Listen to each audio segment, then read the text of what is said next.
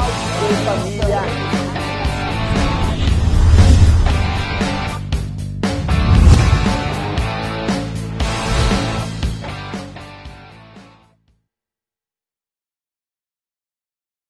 Olá, vamos retornar. Vamos trabalhar agora a responsabilidade do Estado em relação aos atos legislativos, ou seja, em relação às leis produzidas, obviamente, pelo Poder Legislativo. Interessante que presume-se, sim, que a lei seja, obviamente, legal, ou seja, que o legislador, ao elaborar a lei, atenda, assim, todos os princípios que orientam o direito administrativo. Obviamente que nós estamos focando aqui na nossa matéria. Mas olha que interessante, tá? Nós temos, sim, algumas exceções, na verdade, duas exceções à irresponsabilidade do Estado em relação aos atos legislativos. Mas, primeiramente, nós temos que ir pela regra em prova de concurso. Então, o Estado responde por atos legislativos? Em regra, não. Então, nós falamos até da irresponsabilidade do Estado em relação às leis produzidas pelo nosso Poder Legislativo. Mas vamos às exceções. Primeira exceção. Para o Estado sair da irresponsabilidade para a responsabilidade objetiva, primeiramente, a lei tem que ser declarada inconstitucional. Primeiro passo é esse daí. E também a lei deve ter causado prejuízo direto, um prejuízo imediato ao administrado. Se a lei, ela for declarada inconstitucional, mas não causar prejuízo a ninguém, obviamente nós não falamos em indenização. Até porque a indenização é para recompor algum prejuízo. Se o particular não teve prejuízo, se por acaso recebesse uma indenização, seria considerado enriquecimento ilícito, ok? Então, primeira exceção que nós temos, a lei tem que ser declarada inconstitucional e a lei tem que ter, sim, causado prejuízo direto, prejuízo imediato a alguém. Aí passamos, então, da irresponsabilidade do Estado para a responsabilidade objetiva. Interessante também que a lei, o comum é a lei ter efeito abstrato. Falamos dessa forma, sim, que a lei ela é genérica e ela é abstrata. A lei ela só vai realmente estabelecer os seus ditames se acontecer alguma situação concreta. Então, vamos ter uma situação concreta. Se por acaso esse fato tiver uma previsão legal, aí sim que nós vamos ter a incidência da lei. Mas, em regra, a lei ela é abstrata. Mas olha lá, existe a lei também de efeito concreto, ou seja, uma lei que ela, a partir de sua publicação, ela já vai gerar um efeito a determinado ou determinados particulares. E também, se por acaso esta lei de efeito concreto causar prejuízo a alguém, nós saímos da irresponsabilidade do Estado para a responsabilidade objetiva. Temos um exemplo, até um exemplo aqui contemporâneo, daquela atleta da seleção brasileira de ginástica que sofreu um acidente, a ginasta Laís. O Estado tinha um objetivo, sim, de conceder uma pensão à atleta, uma pensão vitalícia. Essa pensão poderia ser concedida por ato administrativo, sim, sem problema algum. Mas olha lá, o presidente da República, então, o Poder Executivo, iniciou uma lei, olha lá, uma lei para atender unicamente aquela atleta. Então, é um exemplo claro no caso de lei de efeito concreto. Vamos ver o que eu anotei aqui pra gente, ó. Então, os atos legislativos, se os atos legislativos, eu coloquei aqui pra gente, ó, as normas gerais e abstratas, estiverem em conformidade com a Constituição, não há que se falar em responsabilidade extracontratual do Estado. No entanto, há duas hipóteses que podem ensejar responsabilidade extracontratual. Vamos lá. A edição de leis inconstitucionais, que nós já falamos inicialmente, e, obviamente, desde que essa lei inconstitucional traga algum prejuízo, e também a edição de leis de efeitos concretos. Então, aqui nós temos duas exceções à regra. Qual que é a regra? É a irresponsabilidade do Estado. Agora vamos aos atos judiciais, aos atos jurídicos. A mesma coisa, tá? A mesma relação você vai levar para a sua prova. Também nós falamos da irresponsabilidade do Estado em relação aos atos típicos do Poder Judiciário. Até porque, se o particular se sentir prejudicado, ele tem ali os recursos inerentes, não é isso? Então, inicialmente, irresponsabilidade do Estado.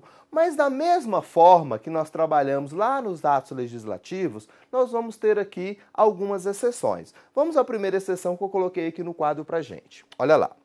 O Estado indenizará o condenado por erro judiciário, assim como que ficar preso além do tempo fixado na sentença. Então vamos aqui primeiramente, ó. O Estado indenizará o condenado por erro judiciário. Então vamos considerar que um determinado, né, um preso no caso, ele é condenado, né? O réu ele vai ser condenado, só que posteriormente descobre ali um erro em seu julgamento. Ele não cometeu o crime e estava cumprindo uma pena. Então aqui estamos falando na esfera penal, ok? Então isso sim vai gerar uma responsabilidade objetiva do Estado. E também se o condenado ficar preso por um tempo superior ao estabelecido na sentença condenatória. Então era para o preso ser liberado em determinado período e, né, no caso o Estado deixou ele preso a mais do que o tempo estabelecido na sentença, vai gerar também, né, nessas duas situações, responsabilidade objetiva, ou seja, o Estado deve indenizar sim. Vamos à próxima exceção. Agora vamos ao artigo 133 do Código de Processo Civil. Olha lá. Responderá por perdas e danos o juiz quando, no exercício de suas funções, proceder com dolo ou fraude.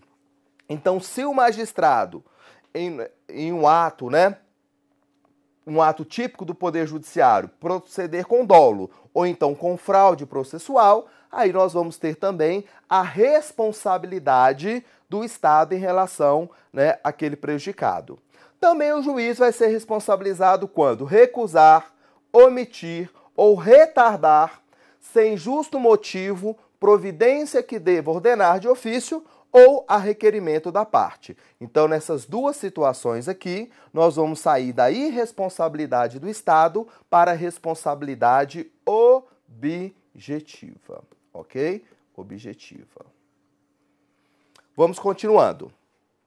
Prisão preventiva, olha lá, ou temporária, quando o réu for absolvido em decisão definitiva. Então, quando, né, o réu for preso por uma medida cautelar, uma prisão cautelar, e posteriormente ele for absolvido, né, como que fica essa questão? O entendimento é que quando o preso, né, a pessoa, o investigado é preso numa prisão cautelar e posteriormente ele é absolvido, aquela própria prisão contribuiu para a sua absolvição. Então, se a prisão for legal, se a prisão atender todos os requisitos que a lei impõe, nós não falamos em responsabilidade civil do Estado, mesmo, né, se posteriormente o réu não for condenado no caso, for absolvido.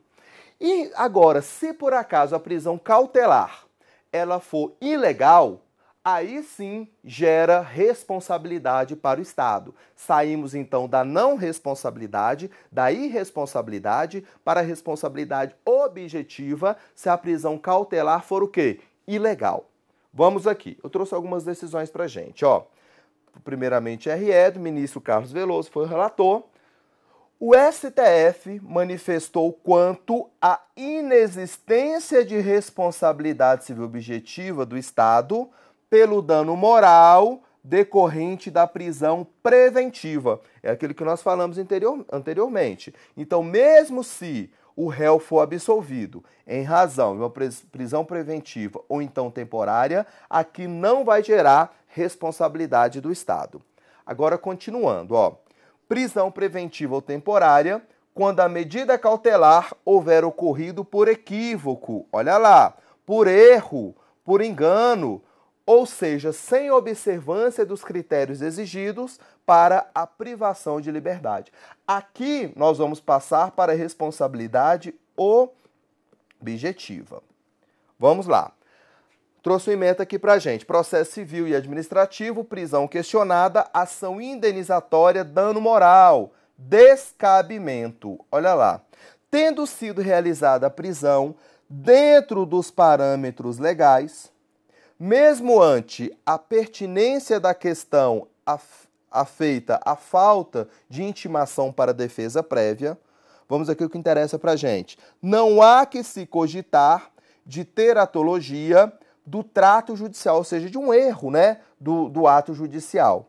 O que mitiga o erro do judiciário a ponto de não impor a indenização por dano moral. Então, aquilo que nós falamos anteriormente, hein? Observe bem na sua prova. Se a prisão for legal, mesmo ocorrendo absolvição, né, no final, nós não falamos em responsabilidade do Estado. Agora, se a prisão for ilegal, aí sim vai ter uma responsabilidade objetiva. Vamos aqui. Uma outra decisão. Constitucional, administrativo, civil, responsabilidade civil do Estado. Atos dos juízes, que nós falamos também anteriormente. Ó. A responsabilidade objetiva do Estado não se aplica aos atos dos juízes, a não ser, olha lá, nos casos expressamente declarados em lei. É aquele artigo que nós falamos lá do 133 do Código de Processo Civil. Precedentes do STF.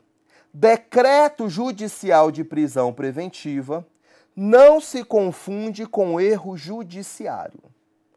Mesmo que o réu, olha lá, ao final da ação penal, venha a ser absolvido. Ok? Então, só para solidificar mais o que nós falamos anteriormente. Agora vamos a uma questão. Olha lá. Pedro foi preso preventivamente por meio de decisão judicial devidamente fundamentada. Olha lá, foi fundamentada. Mas depois absolvido por se entender que ele não tivera nem poderia, então ele não tivera nem poderia ter nenhuma participação no evento. No entanto, por causa da prisão cautelar, Pedro sofreu prejuízo econômico e moral. Nessa situação, conforme o entendimento recente do STF, poderão ser indenizáveis os danos moral e material sofridos. Olha aqui. Aqui interessante, a questão diz que não tivera, então Pedro não tivera, nem poderia ter nenhuma participação no evento. Então o entendimento aqui é que ele foi preso por um erro, não é isso? Ele não deveria ter sido preso porque ele não tinha participação e nem poderia ter participação alguma. Então por isso que o gabarito da questão deve ser certo, ok? Aqui pode sim ocorrer a indenização, então gabarito correto. Vamos falar agora quanto à prescrição, ok? O particular que sofrer, olha lá, dano causado por pessoa jurídica de direito público, aí nós vamos ter a União, os estados, os municípios, as autarquias e as fundações de direito público, terá o prazo de até 5 anos, contados da data do fato para pleitear indenização. Então, essa prescrição, ela corre em favor, obviamente, do Estado. Então, a partir do momento do dano, o particular, o prejudicado, tem apenas 5 anos para propor ação indenizatória. Então, lembra na sua prova, até a doutrina, tá? Trata também de outros prazos, mas fique assim, ok? Conserve 5 anos, memoriza dessa forma, porque é assim que a doutrina majoritária admite e também na jurisprudência e, obviamente, as bancas aí, todas as bancas. Vamos lá. É o que estabelece o artigo 1º C da Lei número 9.494 de 97, incluída pela MP tal. Olha lá. É estabelecida também a prescrição quinquenal para as pessoas jurídicas de direito privado que prestam serviços públicos, mesmo os não integrantes da administração pública. Então, não importa realmente qual pessoa que praticou o dano. Ok? Pode ser uma pessoa da administração pública, regida pelo direito público, ou então regida pelo direito privado. E mesmo assim, os particulares que colaboram, ou seja, os particulares que prestam serviços públicos, os concessionários e os permissionários de serviços públicos. Então, fique aí 5 anos para todo mundo. Súmula que interessante para a gente, súmula TCU 282. As ações de ressarcimento movidas pelo Estado contra os agentes causadores de danos ao erário são imprescritíveis. Lembram da ação de regresso? Então, a ação de regresso ela é imprescritível, tendo como base, né, o princípio da indisponibilidade dos bens, dos recursos públicos. Então, nós vamos ter aqui dois pesos, duas medidas. Se, né, a vítima, né, o lesado, quiser cobrar do Estado, ele tem apenas 5 anos, é o prazo prescricional. Agora, o Estado ele pode cobrar a qualquer tempo a indenização do servidor que causou o dano, ou seja, entrar com a ação de regresso a qualquer tempo. Vamos aqui a uma questão. Vamos lá. Uma concessionária de serviço público federal causou danos morais a determinado usuário do serviço. Neste caso, a responsabilidade da concessionária será objetiva. Perfeito, não é isso? Continuando. E o prazo prescricional de ação, olha lá, de 5 anos, é um gabarito correto, como nós trabalhamos já. Vamos a uma próxima questão. Acerca do tema responsabilidade civil do Estado, assinale a alternativa incorreta. No atual regime jurídico brasileiro, convivem as teorias subjetiva e objetiva da responsabilidade do Estado. Quando nós falamos na teoria subjetiva, nós estamos falando aqui da responsabilidade, o quê? Responsabilidade subjetiva. Que vai se dar pela, lembram? Pela omissão. Já a responsabilidade objetiva se dá pela ação, tá bom? Então, isso mesmo. Nós vamos ter, então, né, essas duas modalidades, podemos dizer assim, de responsabilidade do Estado. A responsabilidade subjetiva pela omissão e a responsabilidade objetiva pela ação. Então, tá perfeito isso aqui, tá certo. Dano ao particular derivado de conduta lícita do Estado pode gerar obrigação de indenizar. Perfeito também. Isso aqui é muito cobrado. Pense bem, o Estado, mesmo atendendo à lei, ele pode causar dano sim ao particular. Vamos a um exemplo. Uma ambulância do SAMU, ela tem preferência de passagem, levando ali um paciente. Vamos considerar que mesmo então tendo essa preferência de passagem, né, cortando ali o trânsito, essa ambulância acaba colidindo com um veículo, esbarra em um veículo. Tá vendo? O Estado vai ter responsabilidade sim em relação a esse prejuízo, mesmo que o Estado, né, que o agente público, né, nesse exemplo nosso, ele está sim atendendo à lei. Então eu atendi o princípio da legalidade e mesmo assim causei prejuízo a alguém, então gabarito correto aqui também. Vamos à próxima. A empresa pública exploradora de atividade econômica submete-se à responsabilidade objetiva. Olha lá, quem pratica atividade econômica, a responsabilidade é subjetiva, nós já falamos sobre isso. Então aqui está errado, vai ser a alternativa incorreta no caso. Letra D.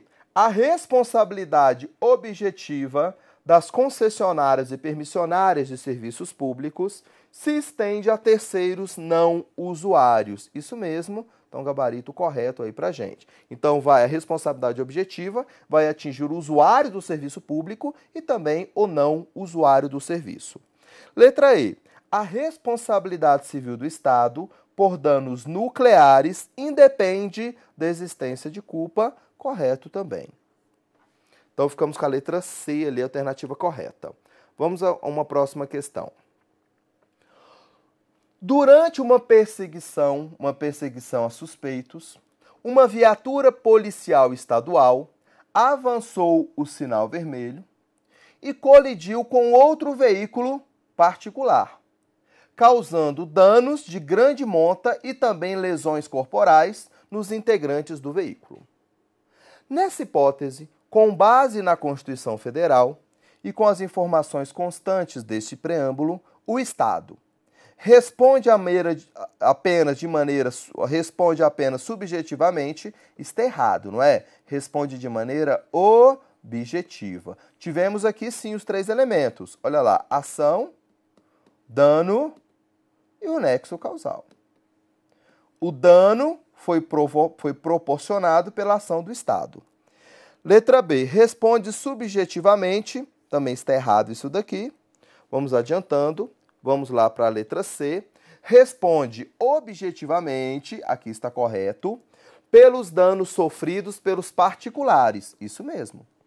Cabendo o direito de regresso contra o condutor da viatura, perfeito, na hipótese de comprovada culpa ou dolo. Então, essa daqui que é a questão correta, ok?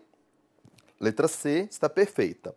A letra D diz que responde subjetivamente, isso está errado.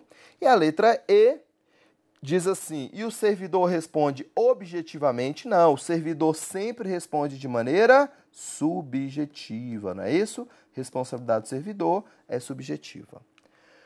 Então, gabarito correto, a letra C. Vamos a mais uma questão. Assinale a opção que corresponde ao entendimento atualmente empossado pelo STF sobre a responsabilidade civil das empresas concessionárias de serviços públicos. Vamos lá então, vamos à letra A. A responsabilidade somente perante o usuário do serviço público, na modalidade do risco administrativo. Por que a alternativa A está errada? Porque a responsabilidade não atinge apenas o usuário, atinge também o não usuário do serviço público. Vamos dar um exemplo. Considere aqui, tá, o transporte público realizado por um concessionário de serviços públicos. Aqui estamos dentro de um ônibus, ok? Aqui um ônibus. Se o Estado tivesse responsabilidade, desculpem, se o concessionário tivesse responsabilidades apenas em relação ao usuário, vamos imaginar que esse pedestre aqui tenha sido atropelado, ok? E venha a óbito. A responsabilidade não seria objetiva em relação a esse pedestre aqui, porque ele não é usuário do serviço público. E, obviamente, que a responsabilidade vai atingir objetiva, vai atingir tanto o usuário, no caso os passageiros do ônibus, e também os não usuários. Exemplo nosso é esse pedestre que acabou sendo atropelado.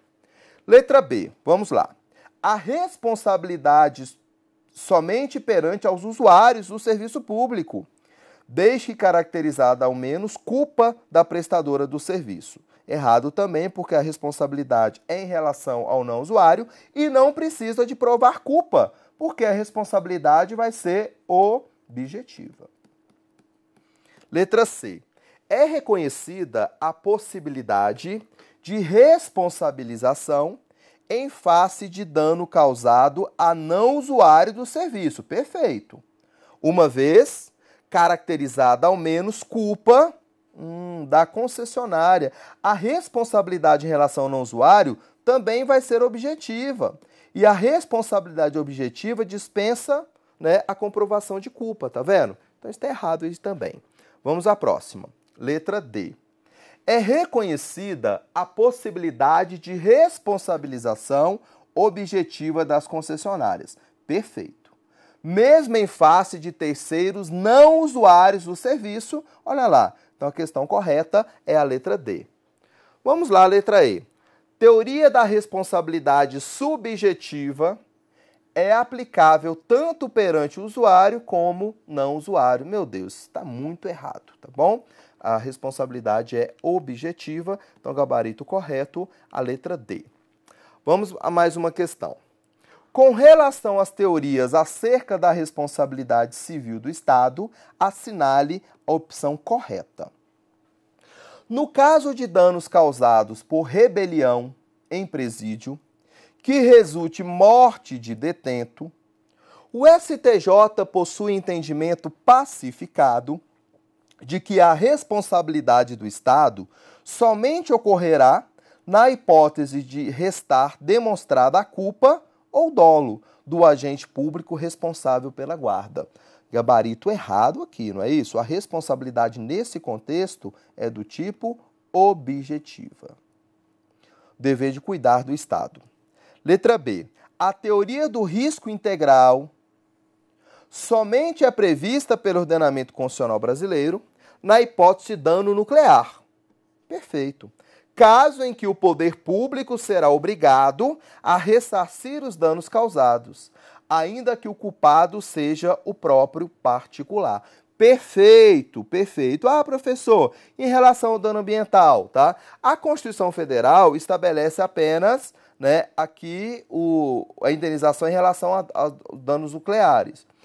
A responsabilidade por dano nuclear, até eu já falei anteriormente, tem autor que diz que isso nem é responsabilidade estudada pelo direito público, no caso, né, pelo direito administrativo, e sim estudado pelo direito ambiental, tá bom? Então aqui está perfeito, sim, esse item.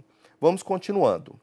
Segundo a jurisprudência atual do STF, o artigo 37, parágrafo 6º da Constituição Federal, de 88, deve ser interpretado no sentido de definir que a responsabilidade civil das pessoas jurídicas de direito privado prestadoras de serviço público é objetiva. Vamos lá, somente em relação aos usuários do serviço público, não se estendendo tal entendimento para os não usuários. Aqui está o quê? Errado esse item. Tá bom? Então, item errado aí pra gente, porque a responsabilidade vai atingir todos, o não usuário e também o usuário. Segundo a jurisprudência majoritária do STJ, nas ações de indenização fundadas na responsabilidade civil objetiva do Estado, é obrigatória a denunciação à lide do agente supostamente responsável pelo ato lesivo, até mesmo para que o poder público possa exercer o direito de regresso. Nós já trabalhamos, sim, que a denunciação à lide ela é apenas facultativa, ela não é obrigatória, tá bom? Então aqui também está o quê? Errado. Letra E. Na hipótese de falha do serviço público prestado pelo Estado, é desnecessária a comprovação do nexo de causalidade entre a ação omissiva atribuída ao poder público e o dano causado a terceiros. Aqui está errado. Olha lá, ó. Na hipótese de falha do serviço público prestado pelo Estado, é desnecessária a comprovação do nexo de causalidade entre a ação omissiva atribuída ao poder público e o dano causado. Não, nós vamos ter aqui a omissão, vamos ter o dano e obrigatoriamente temos que ter o nexo causal, tá vendo? O dano tem que ter ocorrido pela omissão do Estado, ok? Então aqui também está errado, tá? Vamos voltar aqui. Então, né, aqui nós temos que achar a correta, não é isso? A única correta é a letra B, tá bom? Todas as outras estão erradas. Ok. Chegamos então ao fim do nosso curso de responsabilidade extracontratual, responsabilidade civil do Estado. Espero sim que você tenha entendido todos os propósitos aí da nossa aula, tá? E sucesso aí mais uma vez e parabéns pela sua dedicação, viu? Até o próximo bloco. Muito obrigado.